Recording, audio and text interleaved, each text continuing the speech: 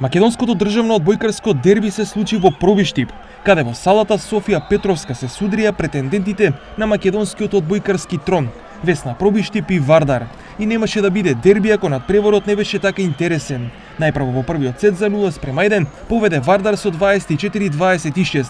Во вториот посилни беа пробиштипјани за 1:1 со 25-15, пошто вардарци повторно поведоа со 1:2 во сетот добиен со 23-25. Па својата доминација рударите мораа да ја потврдат во следните два сета со 25-19 и 15-10 за конечните 3:2. Пошти пак машката екипа на УГД Студент загуби од Тетовскиот универзитет со 1:3. Дамите на УГД Студент пак на гости во Кичево беа посилни од екипата на Ускана со убедливи 3:0. Освен сениорските екипи на УГД, деновиве активни беа и младинците, кои на државното младинско првенство во Битола славеа над екипите на Джио Струмица и Работникот Битола со идентичен резултат од 2:0.